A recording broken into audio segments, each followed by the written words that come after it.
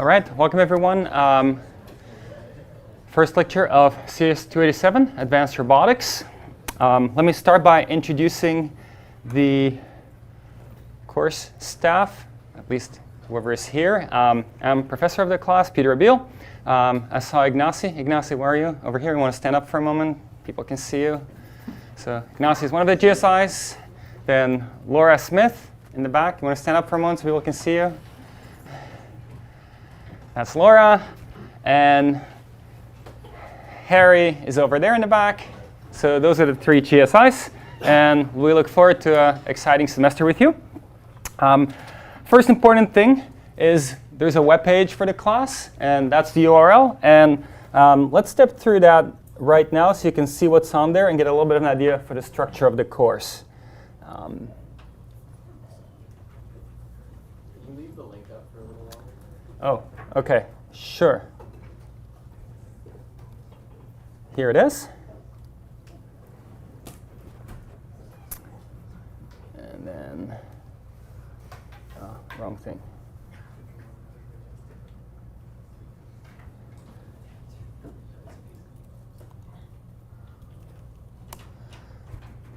So what do we have on the web page? We have the information I already told you, who is teaching the class, when it's held. Then actually also links to past offerings if you want to get an idea of what we're going to cover now. There's going to be a good amount of overlap, so you can know ahead of time a little bit what this is going to be about. Office hours will start next week. We'll post them on here. We'll also post them on Piazza. You should sign up for Piazza because essentially all our communication that's not happening in lecture will be through Piazza. As you can see, our announcements, we have two announcements here, but the second one is already saying there will be no more announcements on this webpage. All future announcements will be on Piazza. Then let's see. Here is the schedule in terms of, I guess, everything that's not lecture. So there'll be 5 assignments, and you can see on what topics they're going to be. And you can see when they'll go out, when they'll be due. There'll be a final project. The proposal will be due early November. There's a stretch here where there's 3 weeks between assignments rather than 2. And so that's when your final project proposal will be due. There will be a midterm. This is new. We've never had a midterm in this class. I'm very excited about it. I hope you're equally excited. I'll say a little more about it in a moment. Then there'll be final project presentations during, well, this week in December. We'll figure out the exact timing as the semester progresses. And then final project reports, I think it says Monday, but it's actually a Sunday. So it should say Sunday, 12:15, final project reports are due. Let me double click on the midterm thing, because that's maybe the most surprising thing. So here's the thinking. What we cover in the class is going to be a lot of very fundamental intuitions and derivations. And they're the kind of things that if you really know them, we believe you'll be better off in the future. For example, if somebody asks you, can you write out for me what the LQR derivation is, and that is something you're capable of doing, that will actually help you. Or if somebody says, can you explain to me a policy gradient, you can just go on the whiteboard and write it out. This is how you derive policy gradient. And so the midterm is not really something to stress out about. We're actually going to give you the questions ahead of time. We're going to give you the answers ahead of time. And this is going to show you exactly what we care about. Now we're going to give you probably 20 questions, and we're only going to randomly sample a few of them because it's a lot to write out 20 pages of answers. But the idea is that every midterm question will be roughly a half page to a page of derivation. It's actually given to you, but that we think is so fundamental that you should just know it, and not something you have to say, oh, if somebody asked me a policy gradient, I need to go look up some notes to remember what it is. And right now, maybe for some of you, that sounds maybe like, oh, I can always go look things up. But think about it.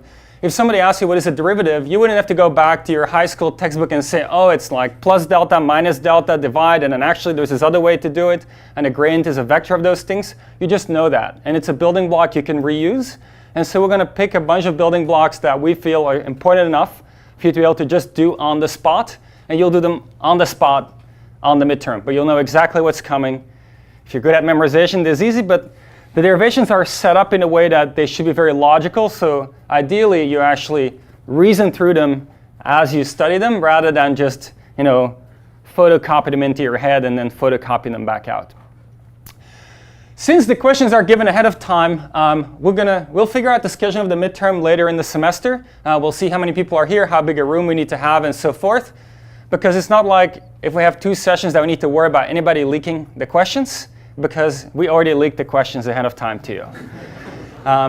So we'll figure that out. And so, well, if you are traveling that entire week, let us know early so we're aware. But as long as you're not traveling that entire week, things should be fine. There should be a way to make it work. Hopefully in 2 or 3 sessions, get all of you in. Any questions about that? Because that's definitely the newest part in the course. Yes? That would be a closed note because absolutely, closed notes. I like that question.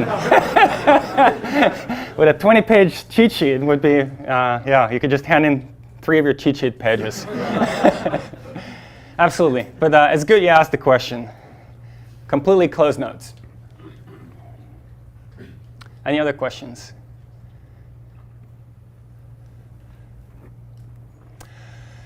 Okay, so the homeworks will typically be a mix of you deriving maybe an extension of something we covered in class, and that might be like 10 to 20% of the homework, and then 80% or so will be implementing things that we covered in class in some simulated robotics environments.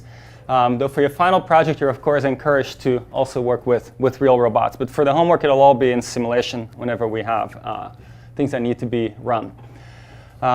This is approximately the topics. We might change this a little bit as we go through the semester. Then the assignment policy is you can collaborate with other students in the sense that you are allowed to discuss what you're doing, what you're working on, what works, what doesn't work. But you must write your own code completely, and you must write up your own solutions completely. So all code and all write-up has to be your own, and you have to be able to do it independently. You can't sit next to somebody and type it up, seeing what they wrote up. You have to be able to go sit on your own and write up your report. Late assignments. So you have a total of 7 late days for the semester. So if anything comes up, you need extra time. I don't know, I can imagine maybe you have a conference deadline or something and you need all your time for finishing your paper, and then you need a few late days. That's fine. You have up to 7. You can use however you want. You don't need to let us know, but we'll keep track of it. If you have to go over, you lose 20 points per day you go beyond. 20 points on that homework per day you go beyond the 7 days total. So if you go 5 days over, it's not useful. Then also, we'll drop the lowest. So if I know that many of you have research deadlines and so forth, and there will be a time in the semester where you just need to get your research paper out. Or maybe you just have bad luck with the homework. You thought you solved it, but you actually completely didn't solve it. So we'll only score you on the 4 highest scoring homeworks. Then final project. The idea here is that you, let me make this a little bigger maybe.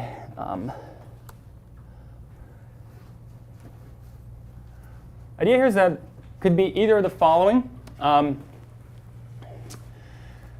theoretical or algorithmic contribution that extends the current state of the art, or you could do an implementation of something we covered in class and run it on real world data, or ideally real robots, and investigate if it can actually work on a real robot beyond what maybe you did in a homework in simulation. We can help you with brainstorming project topics. You can come up with your own. Either way is fine. 1 or 2 students per project. The proposal deadline is November 6th. Then project presentations the week of 9 to 13. And then final paper due on December 15th. There's no late days allowed for project proposal or for final project report or for presentations. They'll all need to be in those timelines. Prereqs, generally familiarity with mathematical proofs, probability, linear algebra, ability to implement algorithmic ideas in code. One thing that we're changing is the previous edition of the class was 4 years ago. At the time, MATLAB was very popular. Today, NumPy is very popular. So the code that you'll write will be in NumPy. At least the starter code we give you will be in NumPy. If you want to later convert it into something else, that's fine. But if you just want to fill in the starter code we give you, that's going to be all Python NumPy. Then, in terms of enrollment, priority goes to PhD students. If you're an undergrad or master's student, there are codes we can give out on a one-on-one basis based on your record, which is not just your absolute record, but also compare with other people who tried to take the class and see whoever seemed like the most fit given the space that we have. Class goals. We want you to understand the math and algorithms underneath state-of-the-art robotic systems. A lot of them are built on optimization and probabilistic reasoning. And these actually have many applications beyond robotics. So you'll see tools used in the context of robotics, but you'll be able to reuse them also in other settings. You'll implement and experiment with these algorithms. In terms of other goal, we want you to be able to understand any research papers written in the space of robotics. So these are at least the ones that are not on the mechanical side. So all the ones that are algorithmic, these are the main venues. And we want to give you some time to try out extensions of your own in the final project. Grading. 5 assignments, drop the lowest. Open-ended final project is 30%, assignments are 60%, and then midterm is 10%. And then here's the syllabus. Not going to go through all of that right now, but you can see what we plan to cover. We'll also have some industry guest lectures. So one of the things I think that's really starting to happen in robotics is that it used to be more of a pure research field, but now it's actually becoming very practical. There are many companies being built that are robotics companies. And so we're bringing in a few industry guest lectures to give you some notion of what's happening there directly from the people doing it. So I think our first industry guest lecture here is 2 former Berkeley postdocs, Jur Vandenberg and Sachin Patil, who used to be at Waymo self-driving car, Auto self-driving car, Uber self-driving car, but then started their own company, iKey, for self-driving trucks. So they're going to be in October. Then Adam Bry got his PhD, I believe, in Nick Roy's lab at MIT, CEO and founder of Skydio, which is a drone company. So we'll have him. And then Drago Angelov, who is the research director of Waymo, the Google self-driving car effort. We'll have him in November. And there might be one more. For some topics, we'll also have dedicated guest lecturers who are the world-leading experts on this particular topic. So for particle filters, we'll have Wolfram Burgard, one of the 3 authors of the main book on probabilistic reasoning for robotics. So he'll come for that lecture. And for sim-to-real, we'll have Josh Tobin from OpenAI, who's kind of pioneered that field in the last few years and really pushed it to the next level. And then some related materials at the bottom of the website, just if you want to read more on a topic or feel like, oh, I don't have enough background on this and it seems to be assumed that we have a little more familiarity with this topic, here's a bunch of references that you go check out to learn more. Any questions about the website and the plan here? Yes? For the final project, is it allowed to be overlapped with the RL course? So final projects are OK to overlap with other courses. We'll just have higher expectations because you're essentially using it twice, so you should do something twice as impressive, hopefully. But I would encourage that, actually, because usually, I mean, ideally, your final project turns into a paper you can publish, and that's a lot of work, and you need to move very fast or you'll get scooped on what you're trying to do. And so it's better to put all your eggs in one basket when you're trying to write a paper, even though usually people don't say that, but put all of them in one basket, try to get the paper out, see what happens, and move on to the next one. And so I would encourage it, if it's allowed in the other class. I don't know if it's allowed there, but.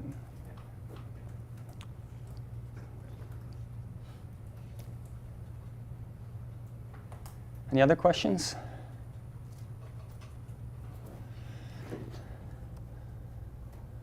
Let's see. Then we've done this slide. So now maybe let's talk a little bit about why you might want to study this class, and then we'll go through some, yes? Are the final projects individual? Or, Final projects either alone or in a group of 2. Either way is fine. Harry? Is there a video lecture here? Is there, oh, are the lectures recorded? Yes, they are. So there's somebody in the back recording lecture, and I don't know exactly when they go up, but yeah, that should also alleviate some of the space need in this room. Probably lecture goes up later today or tomorrow, not sure. Yes? What's the size of the project group? Oh. Are we sure my mic is working? 1 or 2 people.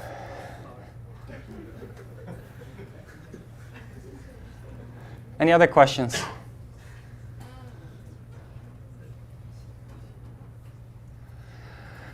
Okay, so why take this class?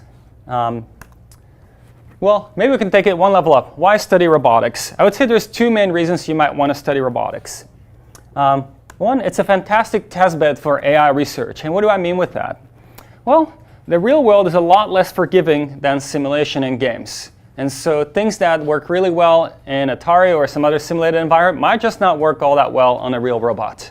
And so it can give you a lot of inspiration for what's missing from existing algorithms such that they can actually be good enough to work in real world environments. Another reason you might want to study is also research perspective is that biology actually provides evidence that intelligence can emerge in physical environments, namely animals and so forth. They were physically interacting with the world and then became intelligent somehow in the process. And so it's a good proof of concept, whereas if you have, let's say, a suite of games, it's less clear how much of intelligence is needed to solve that suite of games, and then less clear how far you can get by solving those games. You might have some guesses on that, but with real world, you're actually sure that to be fully functioning in the real world, you need very advanced intelligence. Then the other thing that's pretty exciting about robotics, if you make progress, it can have a direct impact in the real world. And this could be, I don't know, household robots, running robots, driving, flying, and so forth. And in fact, a lot of the methods are generally applicable. Why is it a great time to study this specific class? I would say robotic hardware is getting in great shape. So a bit more about that soon. But the real bottleneck at this point is in algorithms, math, and programming, not in the hardware. And so this class exactly focused on that. And you can unlock a lot of robotic capabilities by just programming them better. There are many, many different robotic systems, yet a few core techniques are near sufficient to rule them all. And so the things you learn, we won't have to study something very specific to 2-legged locomotion and something about in-hand manipulation and something about flying. It'll be the same paradigms that apply across all of them. What are they? Optimization, probabilistic reasoning, and learning. And here are some of the kind of environments we'll look at a lot as representative environments, but really if you had another type of robot, it would probably apply to. And then there's also the applicability of those 3 thrusts beyond robotics. Pretty much any AI field, optimization, probabilistic reasoning, and learning will play a big role. Let me circle back to the hardware thing for a moment. So here we have a video that's now 11 years old, PR1 robot, doing a lot of the chores many of us wish robots could be doing for us. There's a catch. This robot is teleoperated. Eric Berger, one of the students who built the robot, is actually puppeteering this robot around in teleop. But it shows that hardware-wise, this robot is actually capable. If just we had good enough software, we could have robots in our homes doing all these kinds of things.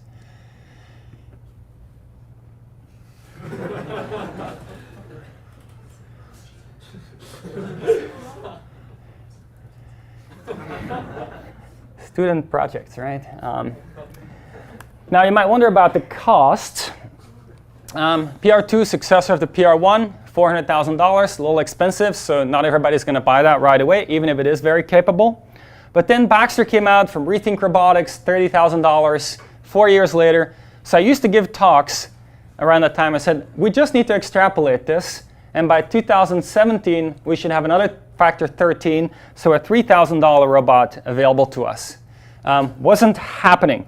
What happened in 2016 was a $100,000 robot. The price went back up. I mean, there's reasons for that. It's a great robot to fetch robot, but the trend was definitely not exactly going to a $3,000 robot. So actually, 3 years ago with a few students, whoa.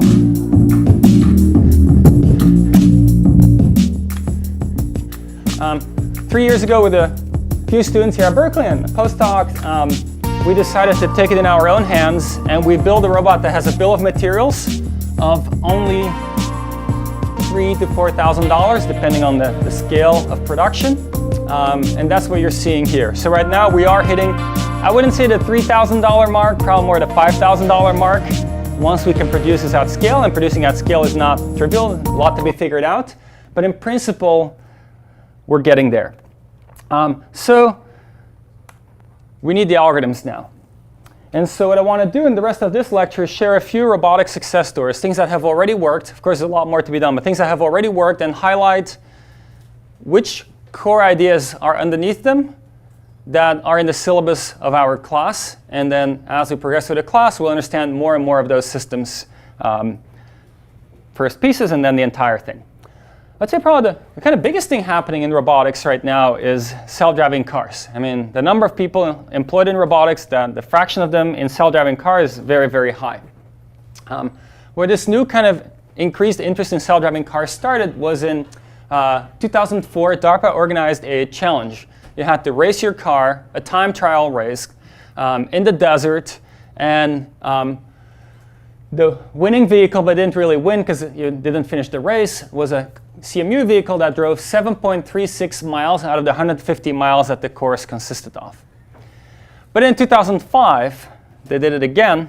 2005, Stanford team won. Actually, 5 teams finished. And here's a video from that event. The first time it's ever been done. Autonomous vehicles. As dawn breaks over the desert, robots prepare to boldly go where no robot has ever gone before.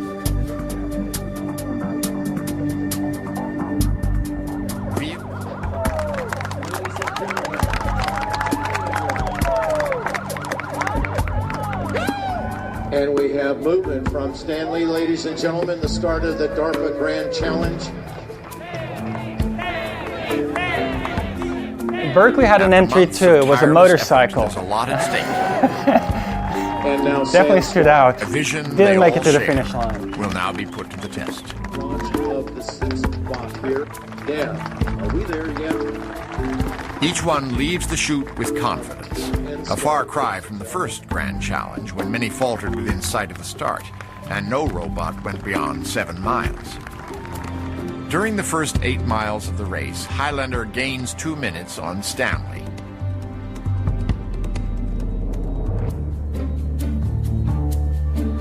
So when you see 2 vehicles pretty close together, the one in front is the autonomous one, the one behind is the follow vehicle, and they have a stop button. But once you stop, you're done. So Behind Stanley, Sandstorm is just in closing the case gap something really bad and were may to happen, you pass can the stop Stanford it. robot.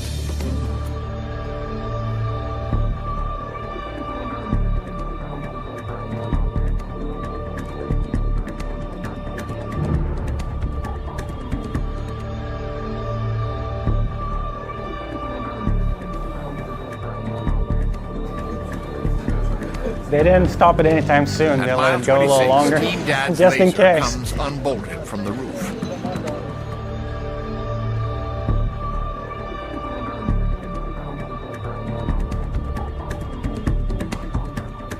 Behind it, Stanley is rapidly approaching.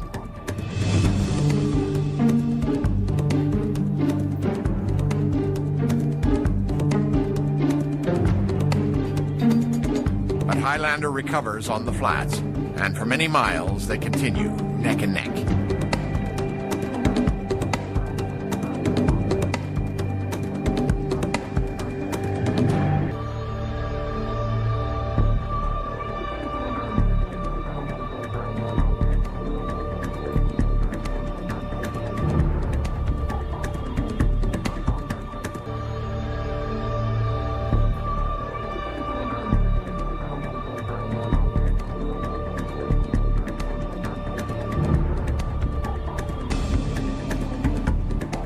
Five hours after leaving the starting line, Stanley now leads the pack, and just 5 robots remain on the course. To finish, they must wind through a treacherous mountain pass, and Stanley...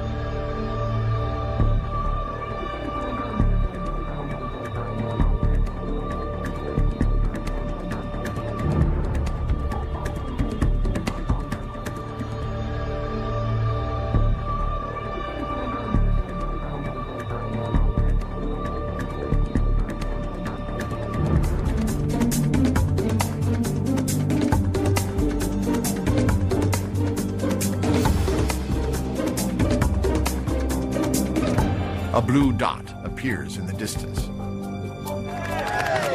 After driving 6 hours and 53 minutes at an average speed of 19 miles an hour, Stanley is about to become the first vehicle in history to drive 132 miles by itself.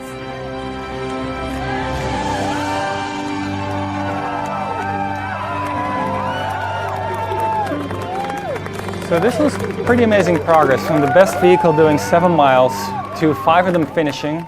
It's of course better if you finish a few minutes before the other one because you get a lot more fame. But then the next year, CMU came in with 2 vehicles, second and third, I believe. And the next year there was a new version of the race, which is an urban challenge. Or 2 years later, urban challenge, where now there were other vehicles. So Darpa had their own drivers in a city-like environment, mixed with the autonomous cars, and they had to navigate traffic, do some parking maneuvers, and so forth. And that one was won by CMU. Here's some footage from, at the time I was a PhD student at Stanford, some footage I got then from Sebastian Thrun's lab, who led Sebastian led the Stanford team. But this is kind of what at the time things looked like for these robots. Essentially they had something called a Velodyne, which is a LiDAR system that can look in all directions to map out a point cloud of what's around them, and also would semantically interpret what's around them, as well as having the geometry directly from the LiDAR. And based on that, there'd be some classical control to control it, and rules for it to follow in navigating traffic. Now, from there, what happened is, and most people didn't know this, I didn't notice it. I mean, essentially, only people who were on the in knew this. Google actually employed Sebastian Thrun to start a self-driving car project at Google. In fact, Sebastian started Google X. I think the first project within Google X was the self-driving car project. He also recruited people from the CMU team, many people from the other teams, and they all worked together. And it was kind of a big surprise in 2010 when Google revealed that they'd been working on this for several years and had done over 140,000 miles autonomously on regular streets, no less. So that was a pretty big surprise.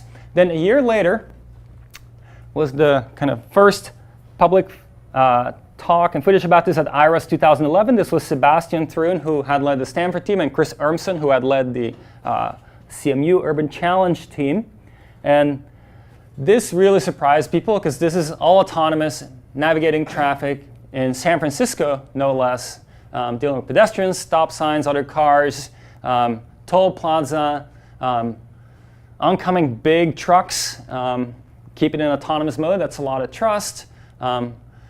So these things actually were working pretty well at the time, 2011. It's very impressive and huge surprise that this was happening. Then, by July 2015, they had 1 million miles with 14 minor accidents reported, none of them the fault of the car. So, I mean, you can imagine if you see a self-driving car, maybe you're distracted and you kind of bump into it, or just people do accidents all the time. And so 1 million miles, 14 minor accidents. It's worth remembering, though, that actually there was a result long before that in Europe.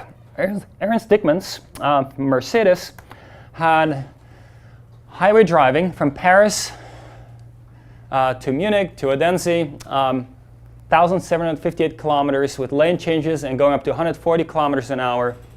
Longest autonomous stretch, 158K in 95.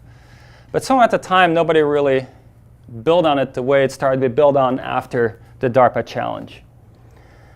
People also started doing pretty crazy things. So parking. Parking can be annoying at times, but maybe there's not enough space. So then here, this team, Zico Coulter led this back when he was still at Stanford. He's now a professor at CMU. This is all autonomous.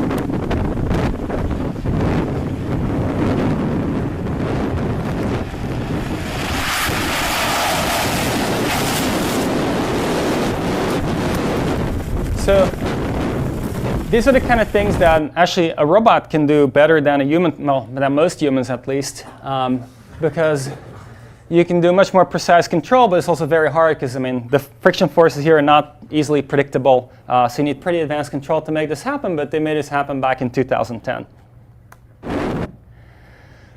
Around 2011-12, actually, a lot of activity started to emerge in the self-driving car space. This is a map that Comet Labs made with all the activity in self-driving. Like there's full self-driving efforts. Like I just want to build a LiDAR. I just want to build a better camera. I just want to build entertainment for people who are in an autonomous car, and so forth.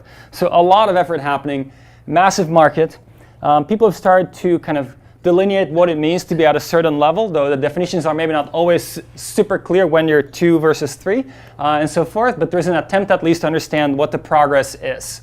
So no automation is level 0, driver assistance is maybe it'll, brake or something. Partial automation, conditional automation, high automation, it essentially goes from a notion of you have to always be there as a driver to you can go asleep in the car. Most companies right now that are working on this are at 2/3. That's where they're operating and trying to push it out to further levels.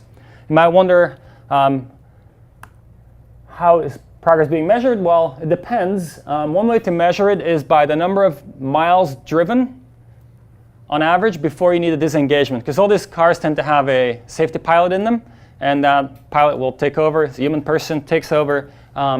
And for Waymo, miles per disengagement is over 11,000. GM Cruise, 5,000. Zoox, almost 2,000. Neuro, 1,000, and so forth. Now, these numbers are for California. If you test your self-driving car in California, you have to report those numbers. Some companies don't test in California, so there wouldn't be any such numbers, so they might not do the majority of their testing in California, then the numbers might not be representative. You can also game these numbers, obviously. There are certain types of driving that are easier. You could say, I'm going to just always drive on the highway. That's probably going to be easier than if you are in city traffic. And so you can't necessarily directly say this one is that much better than that one, but at least it's representative of progress being made and who might be in the lead. Over the years, this is plotted out here. The number of disengagements per 1,000 miles. So this is the logarithmic scale here. That's the same plot in non-logarithmic scale. Logarithmic scale plot. Humans are here, so humans have 10 to the -5 fatal accidents per 1,000 miles. Humans have roughly 10 to the -3 injuries per 1,000 miles, and somewhere between 10-2, 10-3 crashes per 1,000 miles. And then here's the Waymo car. Black is Cruise. Then the other green is Zoox. Then up there in purple is Nissan, and so forth. So it's a downward trend. People are getting closer, but still quite a gap between human and autonomous cars. Some people are very bullish. Like some people say, you've probably seen Elon Musk, for example, say we'll have a whole fleet in 2020, something along those lines. It's a very bullish kind of stance, probably the most bullish. Other people are more conservative. Recently there was an article in New York Times saying that they're still very far in the future before we're really there, because kind of the long tail of things that happen in the real world is very hard to deal with. You don't encounter it very often, and so it takes a long time to get it all covered. It's hard to predict the future, right? Who knows who's going to be right, but there's definitely a wide range of opinions right now. We'll have some industry guest lectures. So we have Drago Angelov, research director of Waymo, Jur and Or Sachin, co-founders of Aiki, come talk to us about their thoughts on this. But their lectures won't just be like predicting when it's going to happen. They're going to mostly talk about some of the ideas we already covered in class, but how they had to take them to the next level to make it work specifically for self-driving cars or self-driving trucks. Any questions about self-driving cars? Yeah? How long do you think it'll take? Oh, I don't know how to predict that very well, but yeah, very hard to predict. So I think it depends a lot on how you frame it. So deal with everything is very, very hard. If you say, I just want to do highways, and whenever there is something unexpected on the highway, I'm going to have, let's say, cameras monitoring the situations on the highway. If there's construction, it's not a place the car gets to go autonomously. If there is an accident, anything kind of unexpected, is only when there is regular traffic will the cars go there. I can imagine some of these companies have that already solved. I don't know. I try not to know, because the way you get to know is by signing NDAs, and then I can't guess here what might be happening. But if you do it fully, it's going to be hard, because there's just a lot of unexpected things that can come up. But Audi has declared they have, I think, level 4, which means the car is responsible, that they have that coming out now for highway driving up to, is it 30 miles an hour is some speed limit? So whenever you're kind of stuck in commute traffic, heavy traffic jam, they're willing to commit that the car is actually the one that's responsible. That's what you say at level 4, and driver can just let go. So that might be the closest of kind of something that's explicitly coming out where they're willing to put the car fully as the responsible entity. Yeah. How important do you think the LiDAR is? Yeah, huge debate around the need for LiDAR or not LiDAR. So there's a few nice things about LiDAR. I mean, LiDAR gives you send a laser beam, see how long it takes to come back. It tells you exactly how far away it is because you have a clock and you measure speed of light times time spent, and you know how far away something is. It works at night, which cameras have more trouble with. But it also has issues. It doesn't see very far out. It's hard to see, let's say, 200 meters out.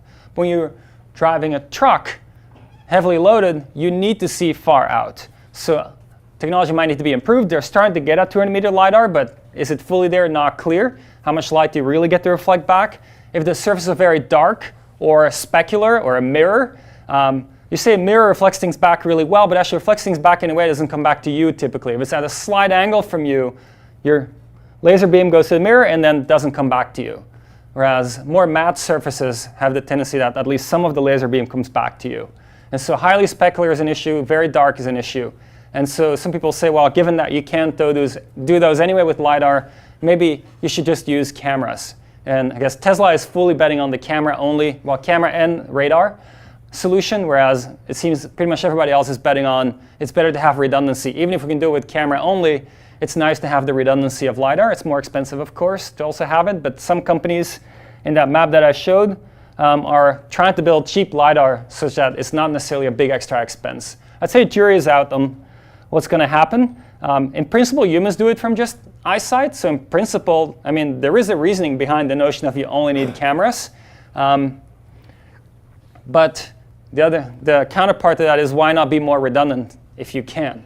Like you have two independent factors of failure, both of them failing at the same time is much lower probability than any one of them failing at a given time. Yes? Can we go back to the stat picture? This one? Yeah, it seems like in recent years it's trying to flatten out. What's the bottleneck there? So I don't know. Maybe we can ask Drago because he's, somewhat in charge of this curve when he's here. If I had to guess, I can see two reasons. One is that it's just getting harder to improve because the difficult things don't occur as often, and so it takes more time to encounter them. The other thing I can imagine is that if you think about progress, if you really think about not about showing off, but you think about I want to make as much progress as possible, you kind of want to encounter the need for disengagement as often as possible. Because whenever you encounter the need for disengagement, that means your system was not capable yet, and you're able to teach it something new. And so there could be something at play there where people just try to make sure, to not, do highway driving at some level over here all the time because you learn very little, rather do city driving where you are up there, but you learn a lot more. I'm not sure. But we should ask our visitors when they're here.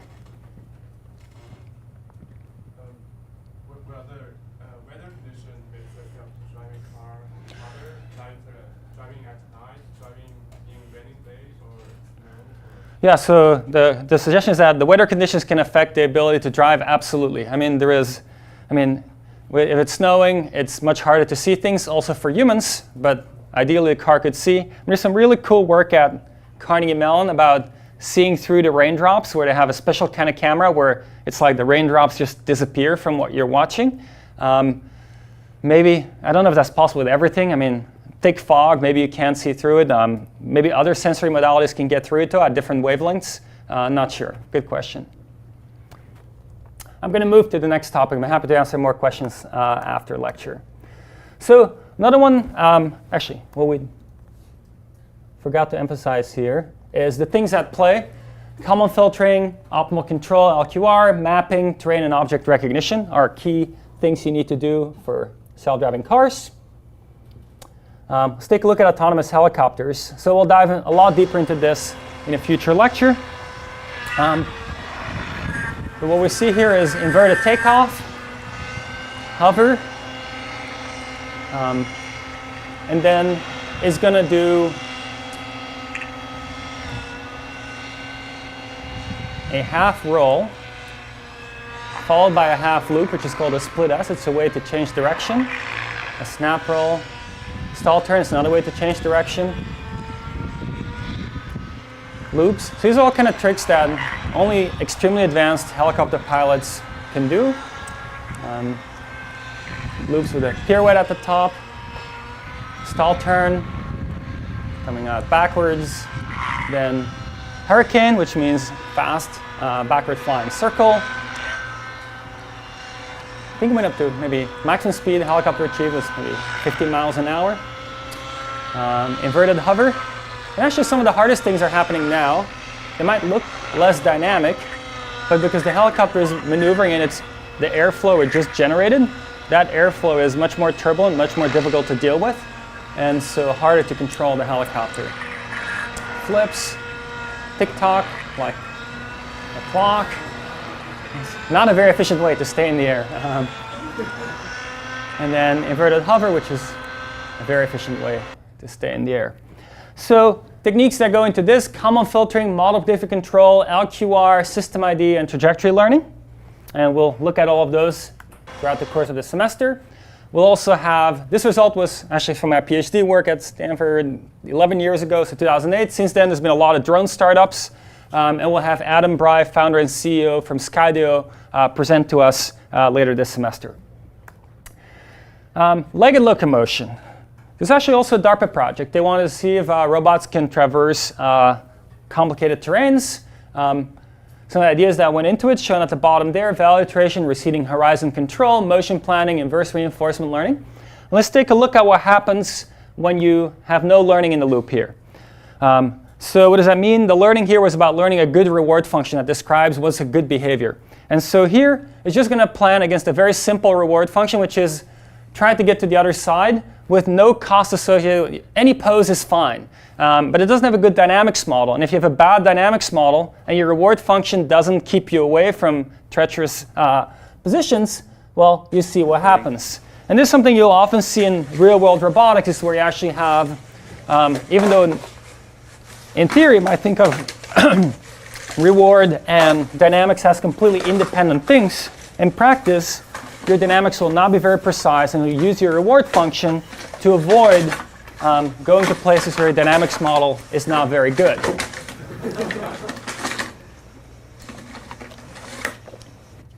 It tried its best. Now here, here's what happens when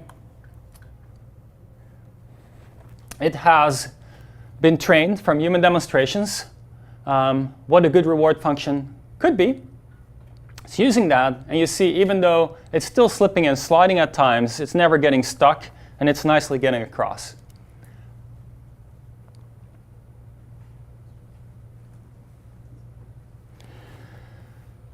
Another thing we'll look at, and Wolfram Burgert, one of our guest lecturers, one of the world experts on this, is mapping, and this is some of his work. Just a moment. Here is what you get if you do naive mapping. What I mean with naive, this is kind of a baseline. You have a wheeled robot, you have odometry data, you know how much each of your two wheels moved. It's two big wheels, you know how you've moved. You have a LiDAR, and you just keep track of the points that come back from your LiDAR scan, and you map out based on that what the building looks like. You can see that that doesn't really work, and the reason it doesn't work is because the odometry from the wheels is not precise. The wheels slip, you might have the exact measurements for how big the wheels are, the tires might give a bit more, a little less, so you don't know the diameter, and so forth. Here's what happens when you use something called FastSlam, which knows how to incorporate the LiDAR directly into the positioning and the mapping, rather than just mapping, and you see a few different hypotheses at play here, different particles in the particle filter. But we actually, this is from the same data, and this is what actually comes out if you do it right. We had a question up front here? Yeah, you said with the learning robot had like learned from a previous human interaction, like teleoperation to Well, what we did there, for the legged robot, we essentially gave it foot placements. We gave it a bunch of terrains, and we said, you want to now move this foot to that location, and then it would run motion planning under the hood to actually place it there, and then we repeat.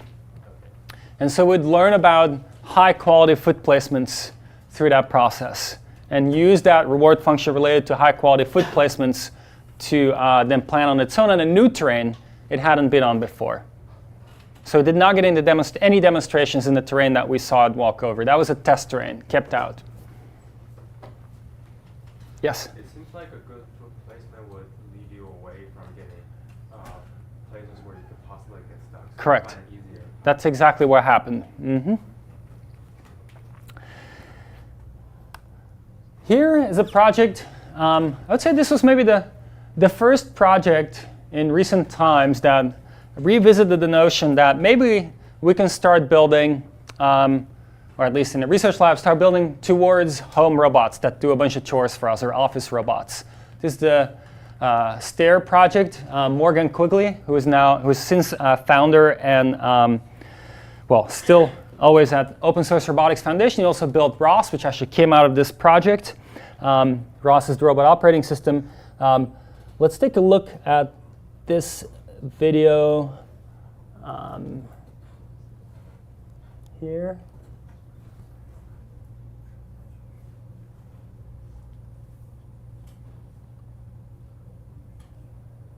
Actually, we want more sound for this one, I think.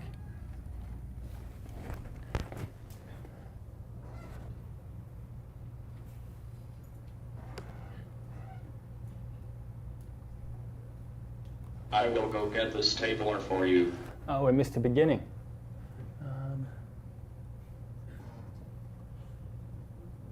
Stair, please fetch the stapler from my office. I will go get the stapler for you. So what you see, the bottom left here is the map the robot was making as it's navigating. Well, actually, it's localizing against the map that was made ahead of time using SLAM. Navigating to Morgan's office, it's acquired a strategy for opening doors.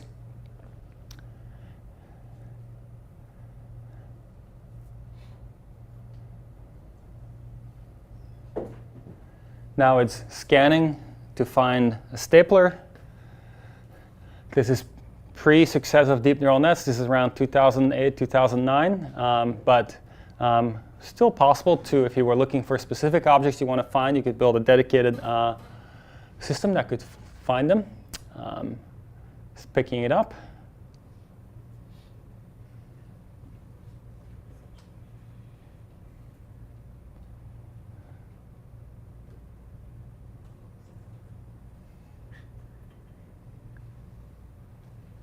Coming back.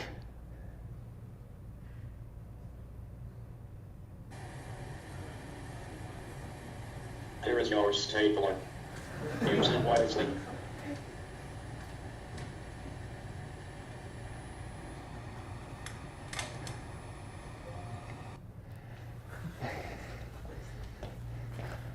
So,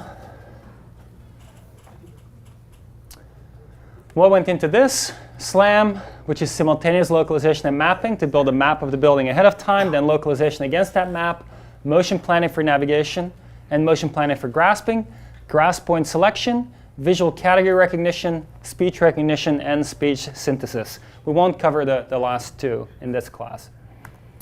Then, let's see. Here's a project we did at Berkeley a little later. This is a robot that's supposed to organize laundry. Let's see. Video is a little bit sped up. I think this video is sped up 50 times or something. So it takes 50. We could fill, actually, I think, 2 full lectures watching this in real time. But we're going to watch it not in real time, obviously. But actually super reliable. This was in 2010. Jeremy Maton Shepard was a PhD student leading this. And it reliably folded in a very distinct and perfectionist way 50 towels in a row. Can you imagine how long Jeremy was sitting there? Each towel takes about 20 to 25 minutes times 50. Extremely dedicated. The robot also very dedicated. Trying to find a corner, trying to find another corner. That neighbors the first corner. The one at the bottom is not the one you want. You want a neighboring corner. And checks, like, is there some kind of twist at the top or not? Let's make sure it's nice and straight. And then you can go to the other table, do your folding session.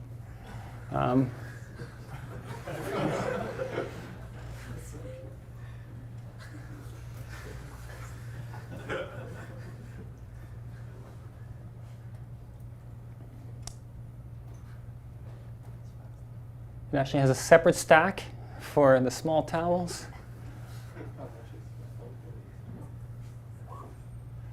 What's underneath? Localization, motion planning for navigation and for grasping, grasp point selection, and visual recognition of where the corners are, whether there's a twist line, and the shape when it's folding. Then, a little later, we started looking at if robots can learn skills on their own rather than directly programming them. So this is actually the guided policy search results that now Professor Sergey Levin here at Berkeley pioneered. He pioneered them as a PhD student at Stanford in simulated environments and then came to Berkeley, started getting it to work on real robots as a postdoc here, and of course gotten many more things working since. But this was the first, I would say, learning to manipulate result in the modern era of deep learning and show that it's really possible in a reasonable amount of time to learn basic manipulation skills. And here's a range of skills. Oh, that didn't play. A range of skills that was learned. Here we're watching from the robot's point of view. It had been trained to hang coat hangers. And this is a test scene. The previous one was a training scene. It's learned to put the block into the matching opening. A demo we still run today pretty often. Get the claw of the hammer underneath the nail. And actually, the learning was very, very fast. So if it was just motor skill learning, you could learn in 20 minutes. And if it was, or sometimes even 10 minutes. And if it was visuomotor skill learning, you could learn it, so vision system and control system, in a little over an hour, which is very, very fast. We'll see more details about what's underneath of that. Here's another thing that is starting to become possible is to have kind of very general approaches. So what we'll see here is a policy gradient approach in action. That was the first kind of big, deep reinforcement learning success achieved. It was achieved here at Berkeley. The first big deep RL success was the Atari results from DeepMind in 2013. At the same time here at Berkeley, we're having similar results in robotics environments, and this was the first kind of big one there. John Schulman, Sergey Levin, Philip Moritz worked on this, and you can actually see that this thing can learn to run. But of course, the beauty is not just that it learns to run. The beauty is that this is a general approach. You can run the same algorithm on a new robot. It'll learn to control a new robot. And so it's a very general way of solving problems. This takes about 2 weeks if you were to do it in real time. So it's not unreasonable. Like if Mujoko runs faster than real time. But if you think through, OK, if we were to run this in real time, what would it take? Now you might have some hyperparameter tuning. And after a few weeks, you go again. But once you have the right hyperparameters, if the real world is not too much harder than simulated world for the scenario, then it would take about 2 weeks. And then here's a different robot, four-legged, exact same algorithm running, no change, and learns to control this robot. This one is based on reinforcement learning, specifically policy gradients and value function approximation. And the beauty is that you can also do other things with the same robot. So here's Ant running fast, actually faster than is realistic probably, so it finds in some sense a bug in the simulator. And here the reward is for whether you get the head close to standing head height. The closer to standing head height, the more reward you get. And so sitting is much better than lying on the ground, but standing would be even better. And it also figures that out. Very dynamic way of getting up. At the time, NASA was doing a project with this robot, kind of a crazy robot. Look at it. It's just a bunch of bars and cables. Actually, Berkeley has a project designing some of these robots also. They're called tensegrity robots. And Professor Agostino in mechanical engineering is designing similar robots here at Berkeley. Now, to control this robot, the way you do it is by lengthening or shortening the cables. It'll change the shape of the robot. The center of mass will shift. It'll tumble, and then you go again. But it was very hard to get it to do that reliably. And so we started working together with NASA on this project. Marvin Zhang, Yang Geng were the ones leading it here at Berkeley.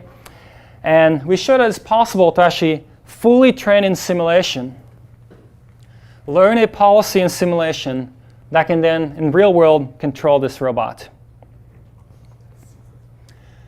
So this is a real-time video. This is after training in simulation, testing in the real world, and it works. So we'll look at that quite a bit towards the end of the semester, sim to real aspects. How do you get something that you can get to work in simulation to work in the real world?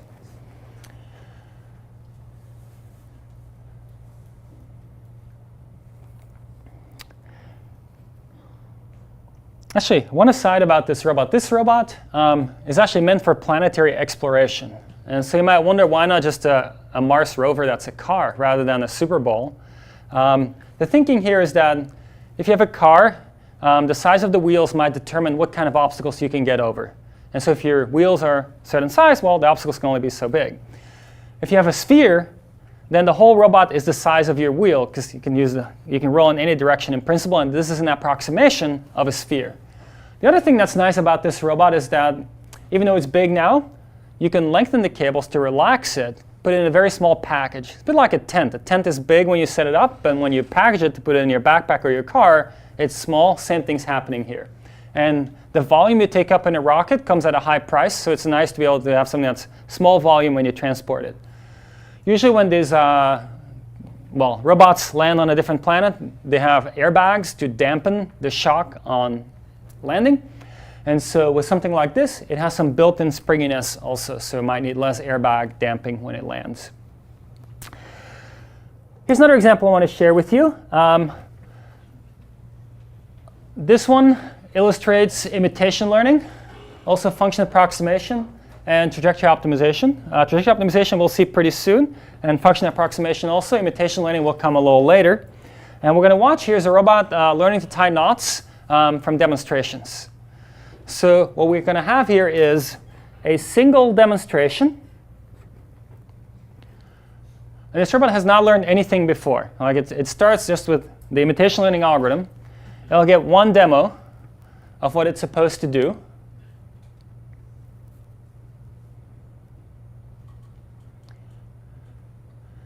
And so it's a phased demo. There is a snapshot of the scene, then there is some robot motion, another snapshot of the scene, some robot motion.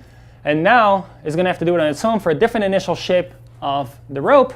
It takes a snapshot, then executes the first phase, which is not exactly the same motion that was there before. It would not succeed, but it actually has an adaptation mechanism to adapt it to the current scene, which is inside a type of function approximation used here. Took another snapshot, now it takes another snapshot, and again, adapts that motion. And so essentially it has a way of warping old situations onto new situations. So you can imagine that the rope is in some shape, the old shape, there's the new shape, and you can just 3D warp the old shape onto the new shape.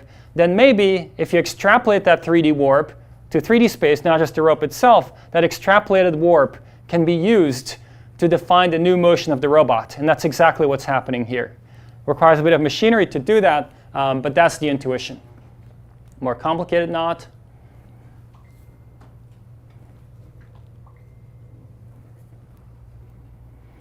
Double overhand knot. We actually bought a book on knot tying for this one to see if we could do a wide range of knots.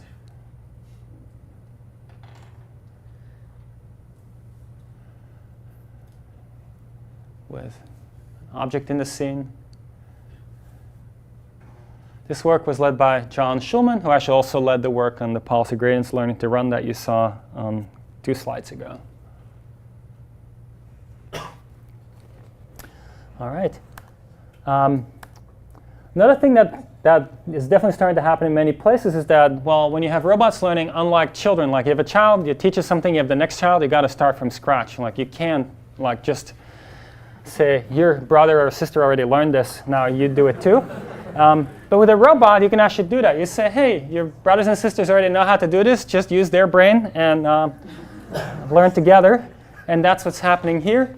So actually when now Professor Sergey Levin here at Berkeley, after he finished his postdoc here, he spent a year at Google and spent that time there doing many things, of course, including setting up a large-scale robot learning setup with many, many robots sharing the same brain, collecting data for each other, becoming better and better much more quickly than you can with one robot.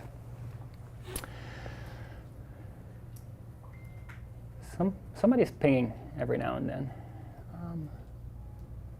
Now, a lot of what we talked about in the robotics setting here kind of alludes to the home space. When I'm looking at manipulation, let's say folding towels, maybe playing with toys. But it's pretty likely that in the robotic manipulation space, the near-term commercializations will not be in the home, because the home is really, really difficult, always different for everyone. And there's people in the mix, and people can like make things much harder than when it's just objects. The more likely space we're going to see a lot of kind of deployment of robots that are doing manipulation is manufacturing and logistics. And so one example many of you might have already heard of is Amazon has this challenge, or had this challenge, where essentially they want to automate some of the picking in their warehouses. And so they wrote out a challenge, and I have a video here from one of the teams. I think this is the team that came in second, but they had kind of a clean video. And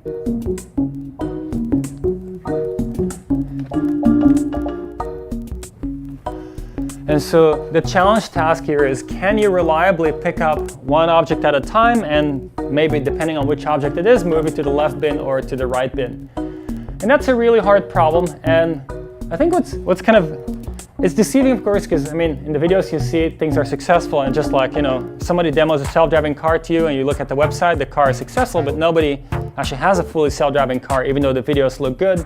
Same thing happens here. It's all about the long tail of real-world scenarios that makes it hard. Like, yeah, you might do 100 picks successfully, but can you do 10 million picks successfully? It's a whole different challenge. And so that's a space where there is a lot of activity, not just Amazon, but other places that say, okay, this has become more and more important to push this forward, and is simpler than organizing a home. It's just from bin to bin, but it's still super, super hard to do this in a commercially viable way.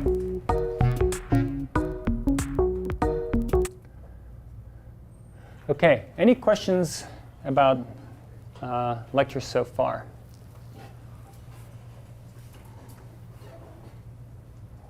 Yes? Why suction cup but not hand? So, yeah, I mean, it just turns out that the objects in that challenge can be picked with a suction cup, it seems. And if that's possible, all you need to find is a target point. You don't need to find 2 contact points. It's a simpler motion. And I think that's also why, if you look at manufacturing and warehousing type environments, you can put more structure onto what you do. You might say, I don't know, the robot only gets presented with objects where suction works. If it doesn't work, we'll send it to somewhere else. Or maybe you have one robot that has suction, another robot has gripper, and depending on the object, it might be routed one way or the other way. And so you have a lot more control in those environments, and that's how you can kind of cut off some of that long tail a little bit compared to being in a completely unstructured environment. Yes? By long tail, do you mean things that happen more infrequently?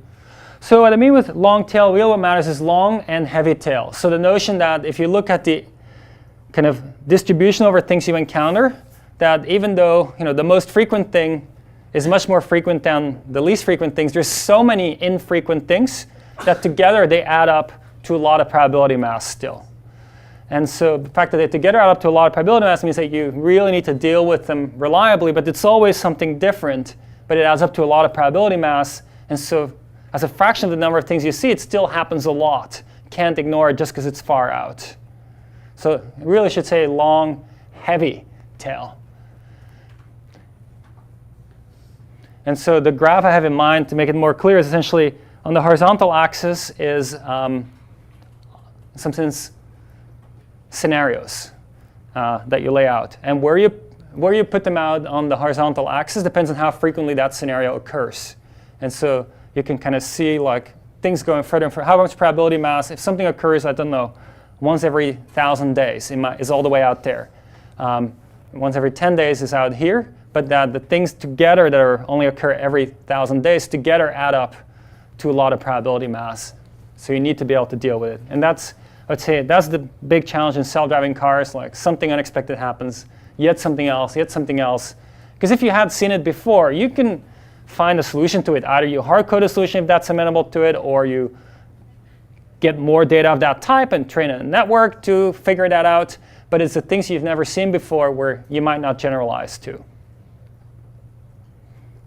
Yes? So I'd like to see if the robot in the previous slide is able to, recognize different types of things that is grabbing.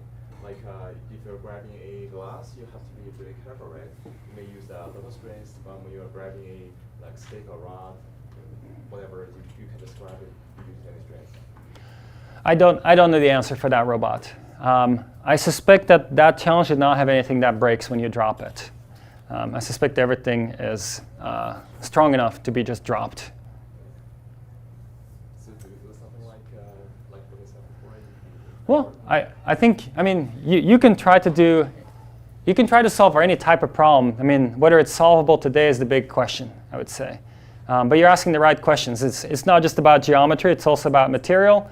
And it could come up as you go to something. If you push into it, turns out if it's a soft material, you can push into it, no problem. It actually makes it easier. So grasping something soft might actually be easier because you can just like go right into it and grab it as a wad. Whereas something rigid, you push into it, it'll jump away from underneath your suction cup or gripper. And so there's different considerations there of what makes things hard or easy. And it's, at this point, I would say, not a solved problem because there's just so many axes of variation to deal with. Yeah, because I just saw that you demonstrated a task of grabbing a bunch of flowers. Yeah, Oh, with the blue robot? So that was done in teleoperation. So the blue robot video was done in teleop. Yeah, thanks for asking that clarification question. I think it's a pretty elegant work to do it. If you're grabbing something really easy to damage. I agree. Yeah. What happens today with the blue robot? So what's the status of the blue robot? So the status of the blue robot is that we are able to build them in-house, but it's a lot of work, so we can't build them at scale in-house. So we know we have a bill of materials that's low enough in terms of cost that we should be able to sell them for $5,000 per robot, but we can't build 1,000 of them in-house. So the current months and next probably half year, we're trying to figure out manufacturing processes, not necessarily automated, but outsourced manufacturing, such that it can be scaled up and we can actually start selling them for $5,000. Now, there's a lot of challenges there. Manufacturing is not a solve. I mean, I'm sure a lot of you follow Elon Musk because he does a lot of cool stuff. And he has mentioned many times, setting up manufacturing for a Tesla car is not that easy. We don't have to manufacture a whole car, but anything manufacturing is actually pretty non-trivial if you want to do it well. Like, make sure people build it exactly right to spec. Takes time figuring that out. And so hopefully in the next 3 to 6 months we can figure that out. More realistic, maybe 6 to 9 months. We have some robots at Berkeley. If you ever want to come and check it out, we can demo them to you. Absolutely.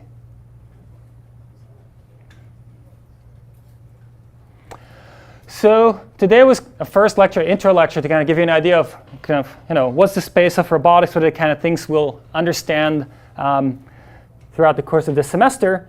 But most lectures will not be structured as a sequence of exciting videos. They'll be very different. So usually we'll have some kind of problem setting that's somewhat mathematical, that underlies a lot of problems that we've seen today, but now it's a more abstract setting. We'll have some key idea or intuition of how we might want to solve that, go through that. And then we'll have some kind of clean derivation of the algorithm for a simple setting. And this will form much of the core of the kind of things that will be on those pages that you'll study for your midterm. It'll be like, okay, what's kind of the simplest derivation of policy gradient, simplest derivation of LQR, value iteration, and so forth. And so it won't be exactly true every lecture, but the idea is that pretty much every lecture will have one core idea that we really want to understand in detail. And for that idea, we'll work through it on the whiteboard, or I'll use an iPad, depending on what's easier to kind of read. Maybe in this room, working on iPad and projecting it there will be easier than whiteboard to see. We'll see. And I should strongly encourage you to work through those with me. So I strongly encourage you to bring a pen and a sheet or two of paper to kind of ride through those derivations with me, because that's going to internalize it a lot more than if you're just watching. Because in any derivation, going from one line to the next line, it's always simple. I mean, that's by definition. A derivation should be such that every step is simple. But as you ride through it, work through the whole thing, you're forced to see the whole derivation, the full picture, and think through, well, do I write this correctly? What did I miss? You learn a lot already by just doing that compared to when you're watching. And this will be the main source of those midterm exam questions. But again, we'll make it a very specific catalog. You don't have to ask for every lecture like, is this one going to be one of the questions? We'll make a catalog at least a few weeks before the midterm with things that say, these are the questions, and these are the answers, and you'll know exactly what they are. Then typically what we'll do is we'll take our time to really get these details right. Then we'll look at extensions, which will go pretty fast. So it'll be all kinds of extensions like, okay, in fact, we did it for the linear case. If you want to do it for nonlinear, here's like the tweak you do, and now it works for nonlinear. And for those, we'll go pretty fast, such that throughout the course of one lecture, we cover a lot of material, but there'll be kind of a deliberate imbalance between kind of going slow and very detailed on the core of the material, and then much faster on the other things. The other things will be in your homework project and so forth, but usually it's not worth it to go through everything in the same level of detail. And usually there will be one, or sometimes we'll repeat this, one or two key takeaways from each lecture, a new formalism that we hope you really understand and are able to drive on your own going forward. Any questions about this? Yes? Yes, so slides will go up online the night before on Piazza. So they were up last night. Now, you did not get an announcement that there was a Piazza, so I mean, it was kind of maybe not that useful last night. I think there was 30 people on Piazza last night, not like 150 or something that there's in the class. But they'll always go up the night before. Yes? So will the assignments be like application-based, or will they be like write down the derivation for this specific topic? So there will be two types of questions in the assignments. A bunch of them will be application-based. So it might be, maybe we see value iteration in class. And then we might give you an environment, an MDP, which is the environment type that you use for value iteration, and say, OK, now implement value iteration and run it on this environment, report on the results. And then we might ask about variation. You might say, well, what if you run it this way or that way? How is the result different? So that's one type. Another type would be extensions, where we say, OK, I mean, I don't know if this is going to be the case or not, but there might be something where we say we derived, maybe, I don't know, we derived value iteration for the canonical case, the normal case. But now, in your assignment, maybe you have to derive on your own the maximum entropy version of value iteration. And we'll give you some structure. Say, OK, but this is the general framework. This is where you optimize in max end version of value iteration. Can you come up with the equations yourself that are the updated equations for it?